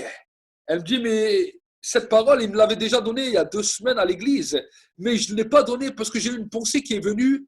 Imagine, après que tu lui dis cette parole, il atterrit à l'hôpital. Alors, elle ne l'avait pas donnée, elle a eu peur dans son cœur quand elle a entendu ça. Mais elle me dit, maintenant, Dieu me dit de te donner la parole. Et elle m'a donné la parole. C'était une parole sur le ministère. Et quand elle m'a donné la parole, je l'ai regardée, je lui ai dit, ah, je suis content. C'est ça que j'attendais. C'est ça que je cherchais. Maintenant, mon temps à l'hôpital est bientôt fini. On était le jeudi. C'était le jeudi. Et j'ai passé le scanner et finalement, après le scanner, ils ont vu que sur mon estomac, il y avait une poche d'eau qui était là. Et ils m'ont dit, monsieur Zouach, on doit vous enlever cette poche, on doit vous faire une ponction. Parce que si on ne vous enlève pas cette poche va devenir cancérigène. Et quand vous allez manger, ça va remonter, ça va descendre dans vos poumons et vous allez mourir. C'est ce que le docteur m'a dit. Moi, j'ai dit, j'ai un Dieu qui guérit. Et le soir même, alors que j'étais dans ma chambre, que j'étais là, posé sur mon lit, je n'arrivais pas à dormir à cause de la douleur. Mon épouse était là à côté de moi. Tout d'un coup, à un moment donné, ma main est devenue électrique. Et en plus, non seulement elle est devenue électrique, mais elle a fait un bruit comme un scanner. Et je regarde ma main, je fais, oh, c'est bizarre, ma main droite est devenue électrique. J'ai jamais vu ça. Et tout d'un coup, le Saint-Esprit me parle. Il me dit, pose ta main comme ça, à une hauteur à peu près de 5 à 10 cm, là où tu as les douleurs. Quand je pose comme ça ma main, tout d'un coup, ça me met des coups d'électricité à l'intérieur de mon corps et je sentais des décharges électriques qui rentraient dans tout mon corps. Quand j'ai enlevé ma main, j'étais totalement guéri. Totalement guéri. Mon épouse était restée à côté de moi et elle était en train de dormir. Et le Saint-Esprit me dit, tu vois, dans tel et tel endroit de son corps, pose juste ta main, elle a des douleurs. J'ai posé ma main comme ça, et au moment donné où je pose ma main, elle se réveille. Et elle dit, ah, qu'est-ce qui se passe? Je sens de l'électricité dans tout mon corps. Quand j'ai enlevé ma main, elle était totalement guérie. Le lendemain matin, je me suis réveillé sans plus aucune douleur, totalement guéri, totalement sur pied. Je suis allé, j'ai pris ma douche. J'avais encore la perfusion qui était là. J'ai attendu le docteur. Le docteur n'est pas arrivé. Alors, j'ai dit combien de temps encore le docteur va mettre? C'était le vendredi. Et l'infirmière m'a dit, écoutez, le docteur ne va pas venir tout de suite, il faudra attendre, il faudra attendre. Et moi, vous savez, à force d'attendre, le Saint-Esprit a commencé à me parler. Et il m'a dit, dis-leur que tu signes une décharge et que tu sors de cet hôpital. Alors, j'ai appelé, quand l'infirmière était là, je lui ai dit, écoutez, je vais signer une décharge, je pars de cet hôpital, moi, je suis guéri. Elle me dit, non, vous n'avez pas entendu ce que le docteur vous a dit. Si vous mangez, ça va monter dans vos poumons, vous allez mourir. Et elle me rappelle toutes les paroles des docteurs. Je dis, écoutez-moi. Je dis, moi, j'ai un Dieu qui m'a guéri. Je dis, vous m'enlevez cette perfusion, je signe la décharge et je pars. L'infirmière était tellement fâchée qu'elle a pris ma perfusion. Elle ne l'a pas enlevée normalement, elle me l'a arrachée. Elle m'a arraché la perfusion. J'ai signé la décharge. Elle me dit, si vous arrive quoi que ce soit, nous, l'hôpital, on ne veut plus rien savoir. Je dis, ok, de toute façon, vous n'avez rien à savoir. Je pars, je suis guéri. Je suis parti, je suis allé au magasin avec mon épouse et je dis à mon épouse, maintenant, on va voir si c'est Dieu qui a raison ou si c'est le diable avec la parole de ces docteurs. Je suis allé chercher un gros paquet d'M&M's. Les docteurs, ils ont dit que si je mange, je vais mourir. J'ai pris ce gros paquet d'M&M's. Je n'ai pas pris un ou deux. J'ai plongé ma main dans le paquet d'M&M's chocolat et j'ai bourré ma bouche. Mon épouse était en face de moi. J'ai dit, regarde-moi bien, je vais tout manger. J'ai mangé tout, j'ai tout avalé. Elle me dit, est-ce que tu as des douleurs? J'ai dit, je n'ai aucune douleur jusqu'à aujourd'hui. Jusqu'à aujourd'hui. Je n'ai plus aucune douleur. Même les choses qu'avant je ne supportais pas, que des fois, vous savez, vous mangez certaines choses, des fois vous ne supportez pas certaines choses, certains aliments. À partir de ce jour-là, même les aliments que je ne supportais pas avant, aujourd'hui, je les supporte. Et j'ai vu à combien la main de Dieu était sur moi. Et pourquoi je vous raconte cette histoire? Parce que quelques années après, alors qu'un jour j'étais en prière et que j'étais en train de converser avec le Saint-Esprit, le Saint-Esprit m'a dit, tu sais, si ce jour-là, tu serais été à l'hôpital et tu te serais laissé accabler par toutes les paroles des docteurs, que tu aurais commencé à croire à ce que les docteurs auraient dit et que tu serais resté dans cet hôpital, tu ne serais pas parti. Quand moi je te l'aurais dit, tu serais mort. Il m'a dit, tu serais mort. Et le Seigneur m'a dit, il m'a dit, beaucoup d'hommes et de femmes, à cause des peurs, à cause des soucis, à cause de toutes sortes de choses, quand ils arrivent même chez les docteurs, quand ils vont même à l'hôpital, meurent de manière prématurée parce qu'ils n'ont pas fait confiance à ce que Dieu disait. C'est quelque chose qui a commencé à me faire raisonner et quelque chose qui a commencé à me faire réfléchir. Et le Saint-Esprit m'a dit, mais tu sais, avant de les tuer prématurément, c'est quelque chose qui les tue à petit feu. Ces soucis, ces problèmes, ces tracas que tu as tous les jours de ta vie, à cause de toutes les situations de ta vie, te tuent à petit feu, te détruisent, t'enlèvent la force. Combien d'hommes, de femmes, on fait des fois des crises cardiaques, on fait des AVC, on fait des problèmes. Pourquoi? Parce qu'ils pensent toute la journée. Ils pensent et repensent à toutes sortes de problèmes, à toutes sortes de soucis, à toutes sortes de problèmes de leur vie, alors que ces problèmes, ces soucis sont en train de vous tuer. C'est pour cela que Jésus, quand il est arrivé à Jérusalem, il a dit, si tu connaissais en ce jour les choses qui appartiennent à ta paix.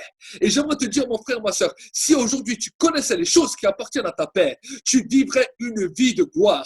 Tu vivrais une vie dans laquelle tu verrais la main de Dieu. Oui, des problèmes, tu peux en avoir, comme les montagnes, mais ce n'est pas un problème, parce que ces problèmes n'auront aucune influence sur ta vie, n'auront aucune influence sur ta propre personne, n'auront aucune influence sur toi, parce que ce qui donne ta vie, ce n'est pas les problèmes et les soucis, mais c'est la parole de Dieu. Amen. Donc, j'aimerais vraiment t'encourager. Tu passes peut-être des diplômes, tu passes peut-être des entretiens d'embauche, tu veux peut-être des papiers, tu veux peut-être le mariage, peu importe, tout ce que tu veux.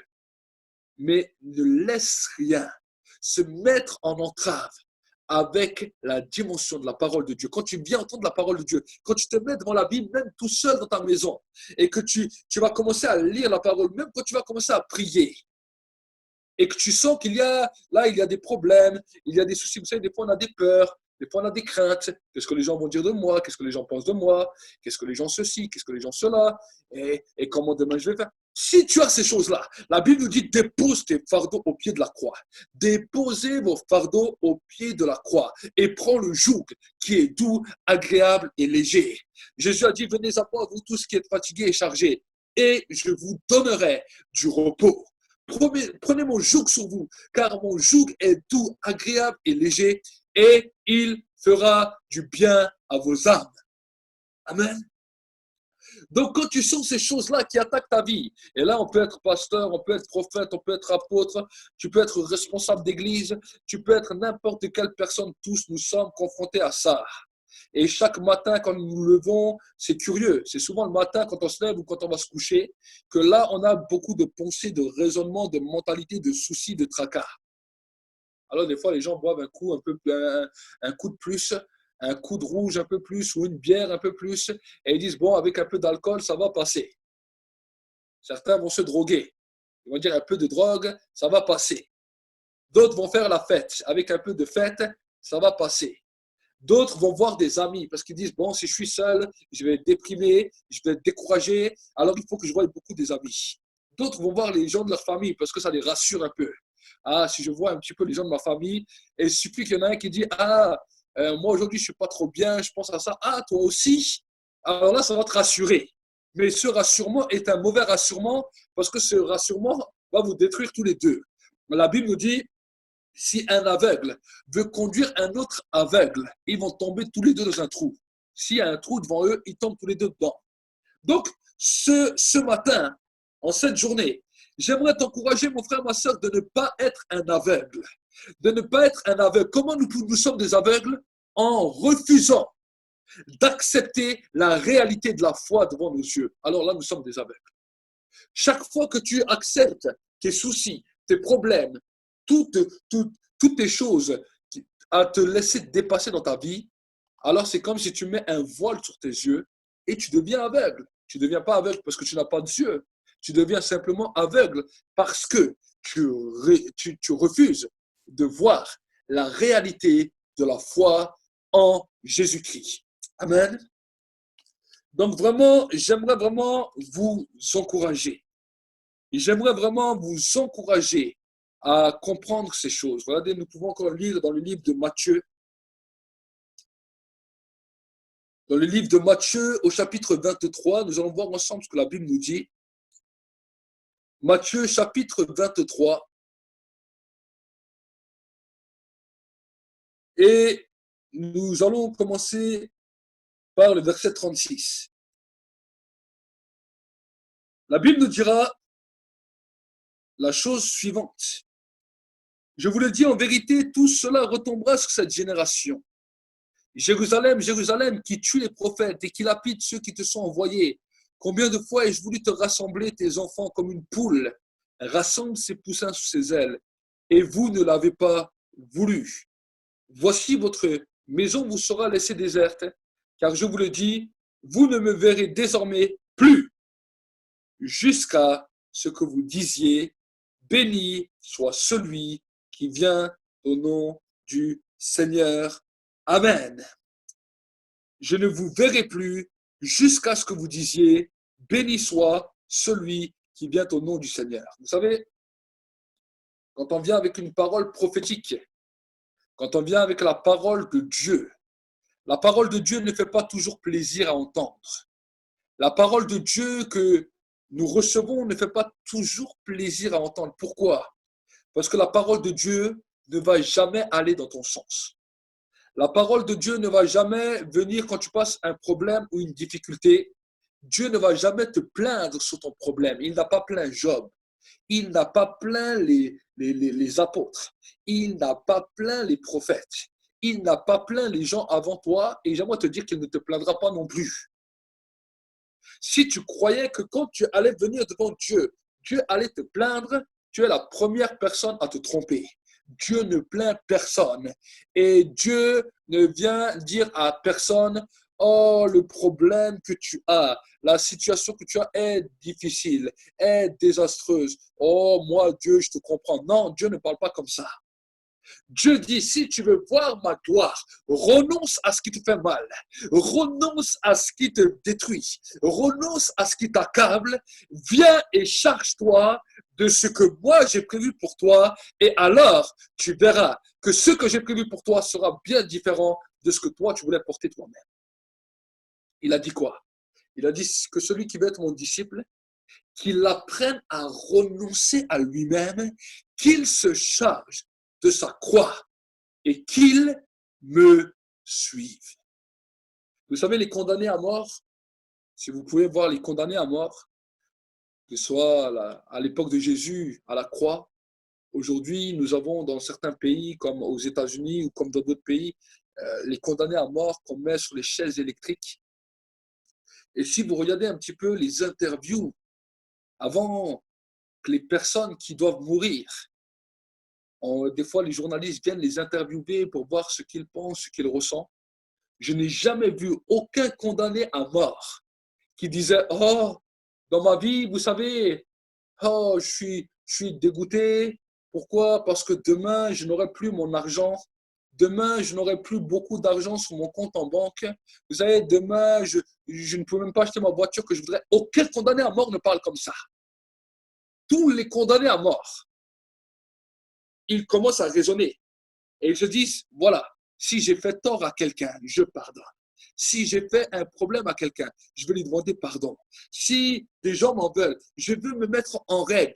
Comme ça, quand je passe le cap de l'éternité, je serai tranquille et je serai en règle par rapport à tous les problèmes de ma vie. Alors peut-être vous allez me dire, oui, mais c'est bien joli de me parler d'un condamné à mort, mais qu'est-ce que ça a à voir comme rapport avec moi? Mon frère, ma sœur, personne ne sait quand il quitte cette terre. Ni toi, ni moi, ni personne. Mais la Bible nous demande de pouvoir être prêts jour après jour. Et que si des fois, les soucis, les tracas, les problèmes t'empêchent d'être prêt, j'aimerais te dire quelque chose de terrible. Si Jésus revient aujourd'hui et qu'aujourd'hui sonne l'enlèvement, tu ne partiras pas à cause d'un problème, à cause d'un souci, à cause d'un tracas. Un jour, alors que j'étais dans une église, j'ai entendu une prophétie qui m'a touché. Et la personne qui prophétisait disait la chose suivante, qu'elle voyait que le temps de l'enlèvement était arrivé et que beaucoup de personnes commençaient à être enlevées et commençaient à partir dans les airs. Et curieusement, une personne a été retenue. Une et plusieurs personnes ont été retenues. Et ils ont commencé à monter dans les airs, mais à un moment donné, ils ont été retenus par une chaîne et cette chaîne les a redescendus sur terre. Et elle disait que ce qui était étonnant dans cette prophétie, c'est qu'une des personnes qui avait été retenue par cette chaîne, quand elle est arrivée en bas, pour voir qu'est-ce qui était attaché à cette chaîne, cette personne a vu un piano. Et elle avait vu que finalement, sa musique, son instrument de musique, lui causait tellement de tracas et de soucis que juste ça l'a empêché d'aller au ciel. On n'a pas parlé d'un péché. On a parlé de quelque chose qui la tracassait tellement, quelque chose qui la souciait tellement, qui était devenu plus important que Dieu. Chacun de tes problèmes, mon frère, ma soeur, plus à mesure des jours, qu'ils deviennent de plus importants, qu'ils prennent ta pensée, qu'ils prennent ton raisonnement, qu'ils prennent, des fois même qu'ils t'empêchent même de dormir. Si ça devient plus important que Dieu, ce problème-là risque de te faire passer à côté de ton éternité. Et aujourd'hui, j'aimerais t'encourager. Pourquoi? Parce que la Bible nous dit, Jésus leur dira cela. Il dit, Jérusalem, Jérusalem, qui tue les prophètes et qui lapide ceux qui te sont envoyés. Oui, des fois, la parole de Dieu ne va pas te faire plaisir. Et ceux qui me connaissent, quand ils viennent des fois en entretien avec moi, savent que la parole que je vais leur donner ne va pas leur faire plaisir. Je ne vais pas toujours leur dire, oh, mon pauvre, oh, mon ami. Non! Les gens qui me connaissent savent, je ne parle pas de cette manière. Sinon, je ne serai pas prophète de l'Éternel. Je parle avec les gens clairement. Si les gens, je vois qu'ils se plaignent de trop, j'essaie de leur dire, mon frère, arrête. Parce que cette plainte risque de te détruire. Mais au contraire, débarrasse-toi de cela. Commence à remercier Dieu. Certains m'ont dit, oui, mais avec ma situation, tu crois que je veux remercier Dieu? Je dis, bien sûr. Remercie Dieu dans ta situation. Bénis-le. Commence à te réjouir. Laisse tes problèmes de côté. Arrache-les de ta vie. Et dis, Seigneur, je les arrache. Si ton œil est pour toi une occasion de chute, arrache-le et jette-le. Vaut mieux entrer borne dans le royaume de Dieu que d'avoir tes deux yeux et d'être jeté dans la géhenne, là où il y a des pleurs et des grincements de dents. Si ta main est une occasion de chute, coupe-la. Alors on peut se dire, mais qu'est-ce que Jésus voulait dire par cette parabole? Bien sûr, il y a des occasions de chute que nous avons dans nos vies. La main peut être le symbole de l'argent, de notre travail. L'œil peut être le symbole de ce que nous voyons. Nous voyons peut-être que les autres sont mariés avant nous. Nous voyons que les autres ont réussi avant nous. Nous voyons toutes sortes de choses qui alimentent nos pensées. Et vous savez, le diable est rusé, il est malin. Il n'a pas de puissance, mais il est rusé et il est malin. Et comment il est malin? Toujours avec des petites pensées sournoises. Certains, des fois, réussissent mieux que nous. Les plus jeunes, des fois, vont aller plus loin que toi, vont réussir mieux que toi. Ça m'est arrivé. Et à un moment donné, je me posais la question, je me dis, mais Seigneur, comment ça se fait qu'à un moment, je ne pensais pas à ça, et tout d'un coup, je vois des plus jeunes qui réussissent mieux que moi, des plus jeunes qui font plus de choses que moi. Et au début, je ne faisais pas trop attention à cela, et ça a commencé à envenimer ma pensée, à envenimer mon cœur, à envenimer mes raisonnements, et à commencer, plus que ça grandissait, à créer même des fois de l'angoisse ou du stress. Et à un moment donné, je me suis dit, mais c'est pas possible. Et je me suis mis devant Dieu, je dis, mais Seigneur, je te sers quand je prêche, l'onction est là, mais dès que je me trouve, tu vois, dans cette situation, voici que maintenant ces choses commencent à m'embrigader, à avoir des mauvais raisonnements, des mauvaises pensées. Comment faire? Et le Seigneur m'a dit, débarrasse-toi de cela. Et je suis allé. J'ai dit, Seigneur, je te demande pardon. J'arrache ces choses de ma vie. J'arrache cette jalousie maladive qui est venue dans ma vie. Je l'arrache, je le détrône, je le déracine de ma vie. Et petit à petit, en faisant cela, j'ai vu qu'à un moment donné, dans ma prière, quelque chose a claqué. Et à ce moment-là, la paix est revenue. Et ce qui venait essayer de me perturber, de me détruire, de me déstabiliser, a été détruit. Vous avez ces choses-là aussi dans vos vies. Vous avez certaines choses. Et vous savez, des fois, ce sont des choses, il y a des choses qu'on appelle actifs. La haine est active. Parce que quand la haine commence à remplir un cœur, je donne un exemple dans un couple, vous vous êtes pris la tête, et là, maintenant, à cause de cela, tu as été blessé par ton mari, tu as été blessé par ta femme, la haine commence à s'activer. Tout ce que tu dois faire pour lui faire plaisir, tu ne vas plus le faire. Parce que la haine commence à t'activer à l'intérieur de toi. La haine commence à bouillir à l'intérieur de toi et dès que l'autre personne te dit une parole, ça commence à chauffer. Tu attends juste qu'il y a un petit problème pour commencer à lui dire ce que tu penses, pour lui dire les choses qui ne vont pas. Ça, ce sont ce qu'on appelle les choses actives. Mais il y a d'autres choses qui sont passives. Et d'autres choses qui vont te dire, oh, mais c'est ma vie, aujourd'hui, oh, j'ai pas la chance que je devrais avoir, oh, c'est vraiment difficile, les gens ne m'aiment pas comme ils devraient m'aimer. Oh, et c'est la même chose, mais ça a une connotation différente, mais le résultat est le même. Parce que le résultat, c'est de détruire et t'empêcher de grandir, et que quand la parole de Dieu est libérée en toi, les deux ont ce problème. Ceux qui ont soit l'actif ou le passif, ça va détruire la parole de Dieu et ça va l'empêcher de produire du fruit. Ça va l'empêcher d'avoir le réel résultat que ça devrait avoir dans ta vie. Amen. Et on le voit encore plus quand on est en communauté. Parce qu'en communauté, il y a les différences. Un, il est peut-être plus riche que toi. L'autre, il est peut-être plus évolué que toi. Et l'autre, il a peut-être plus de révélations que toi. Un autre est peut-être guéri avant toi. Il y a toutes ces différences qui se rassemblent. Et là, les choses peuvent aller 10 fois plus vite. C'est pour cela que j'aime quand nous sommes en communauté. Amen. C'est bien d'être seul chez toi. Mais quand nous sommes en communauté, nous découvrions, moi en tant que leader, quand je suis en communauté, je vois aussi les choses qui commencent à envenimer les gens.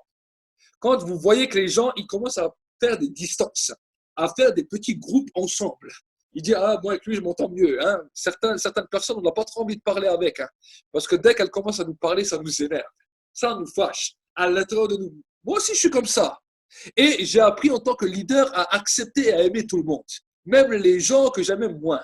Et Dieu, des fois, il a mis un point d'honneur à me mettre tous les gens que, avant d'être chrétien, jamais de la vie, j'aurais parlé avec eux. Mais en étant chrétien, Dieu me les a mis à côté. Et au début, ils m'énervaient. Au début, ils m'agaçaient. Au début, ils me prenaient même des fois la tête.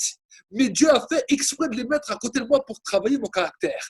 Et dire, si tu arrives à les aimer, alors les autres, tu verras que ce sera facile.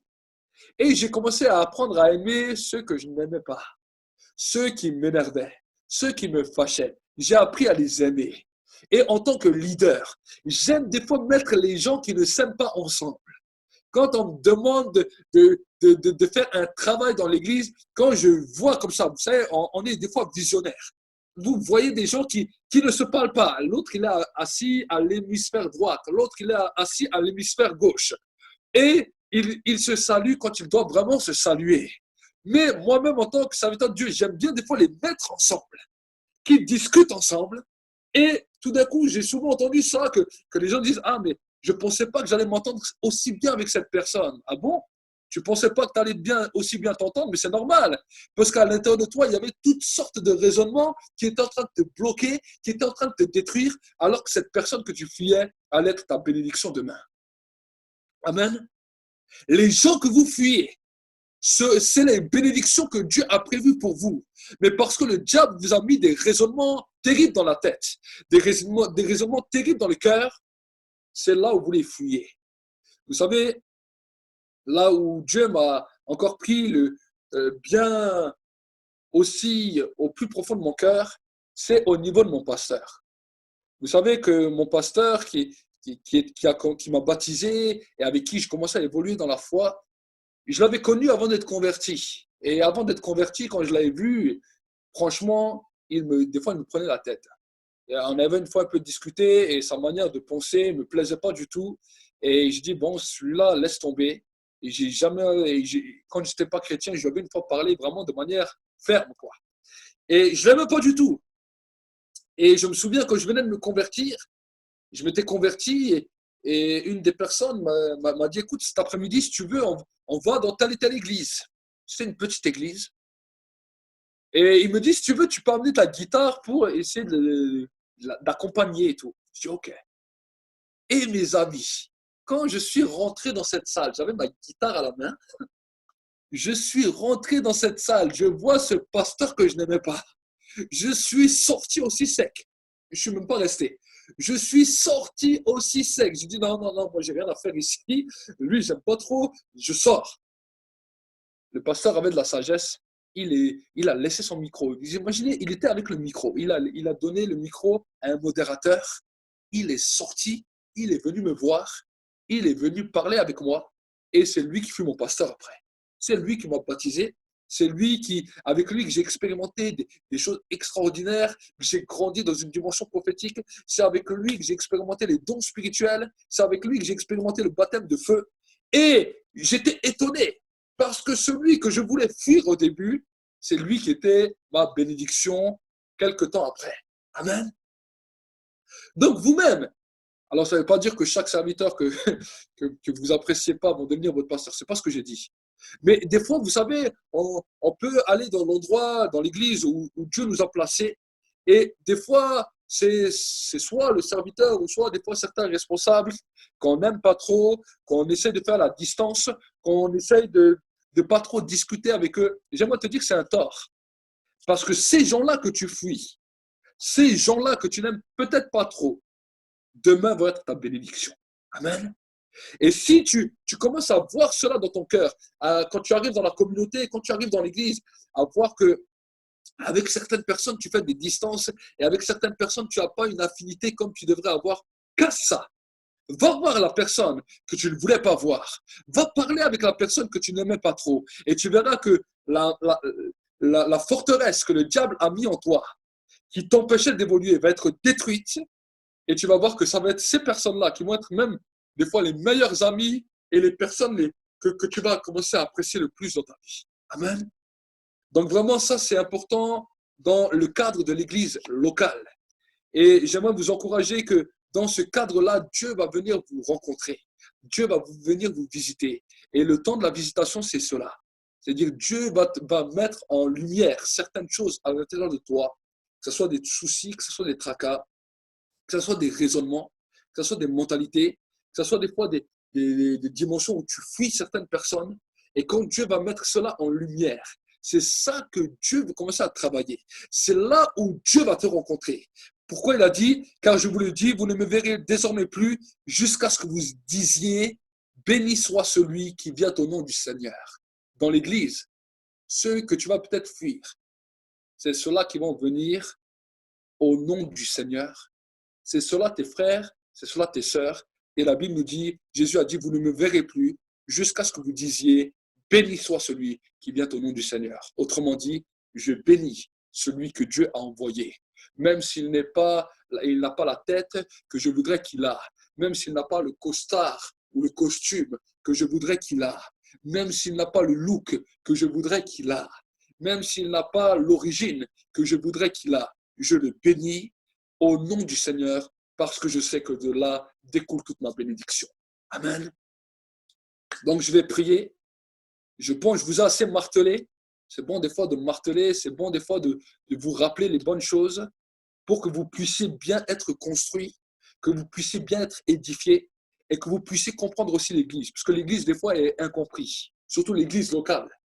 Alors, on a compris l'Église grand E. Oh, tous les frères du monde qui confessent notre foi sont nos frères. Oui, on peut aimer le Chinois qui est en train de se faire persécuter parce que là, on a à cœur, oh, le pauvre, regarde comme les autorités sont méchantes avec lui. On peut aimer l'Indien qui est en train de se faire martyriser à cause de sa foi à l'autre bout du monde que tu ne connais pas. Mais quand tu viens à l'église, ton propre frère qui est là à côté de toi, qui a peut-être aussi des fois des difficultés, qui souffre aussi des fois, qui aurait besoin aussi des fois de quelqu'un qui vienne lui dire, mon frère, ma soeur, tu es important aux yeux de Dieu, lui tu le fuis. C'est là que commence l'église. Amen. C'est là que commence l'église. La semaine dernière, on a appris à s'aimer soi-même. Aujourd'hui, on apprend à aimer notre prochain. Et la Bible nous dit, de là découle toute la loi et les prophètes. Amen. Prions ensemble. Et j'aimerais t'encourager pendant ce temps de prière à peut-être te remettre en question. Peut-être tu es là, tu as entendu ce message et tu te dis, c'est vrai, pour moi, les soucis sont devenus un problème.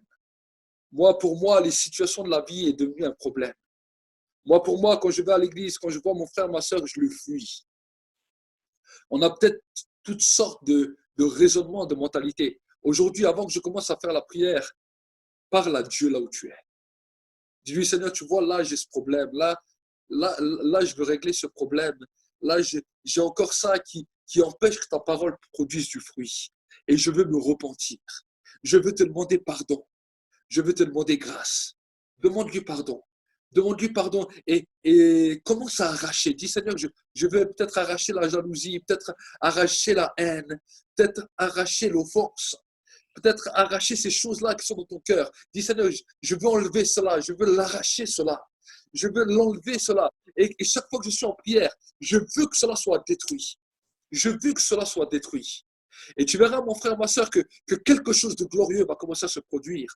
Peut-être qu'il y a des gens que tu sais très bien dans l'église que tu ne voulais pas trop parler. Des gens que tu fouillais, même si des fois nous ne sommes pas nombreux. Prends la décision ce matin. Dis, Seigneur, cette personne, je ne m'entendais pas trop avec, mais je prends la décision d'aller lui parler. Je prends la décision de l'aimer. Je prends cette décision. Laissez conduire par toi, Jésus. Tu entre ta main et change cela contre l'assurance, la grâce de Dieu. Père, maintenant, Seigneur, dirige ma vie. Seigneur, maintenant, oh Dieu, tu sais où j'ai été un frère pour certains, pour des frères. Je t'en supplie, Père, oh Dieu, relève-moi. Et que ma vie chrétienne prenne une nouvelle tournure avec toi. Dans la foi et dans l'amour. Véritable, Seigneur, oh Dieu, de ton ministère, de ta parole, mais aussi les frères et les sœurs. Merci, Jésus, parce que tu me changes, tu me transformes. Tu me permets de grandir de gloire en gloire avec toi. Et je suis plus le même. Mon système de pensée change, mes raisonnements tombent totalement Père, oh Dieu, pour laisser place, Seigneur, oh Dieu, à la parole de Christ pour qu'elle me change. Je soumets, Seigneur, ma pensée. Je soumets mon âme, mon esprit, Seigneur, oh Dieu, à ton contrôle, Seigneur. Au nom puissant de Jésus. Alléluia. Merci Jésus pour ta grâce. Merci pour ton amour. Alléluia. Je vais prier maintenant. Vous allez poser votre main sur l'écran pour être visité maintenant. C'est un temps de visitation, un temps de guérison. Un temps de guérison, un temps où les forteresses sont brisées.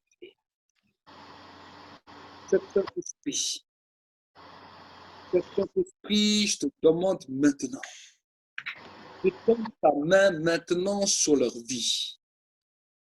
Détends ta main de guérison et de consolation, de restauration sur leur vie. Je paralyse, je détruis maintenant tout ce que l'ennemi a conspiré contre vous. Satan, diable impur, lâche maintenant. Je veux détruire toutes les œuvres des ténèbres maintenant, dans le monde visible et invisible. Je déstabilise maintenant toutes les emprises des ténèbres, toutes les forteresses qui sont levées dans les cœurs, dans les pensées, dans les raisonnements.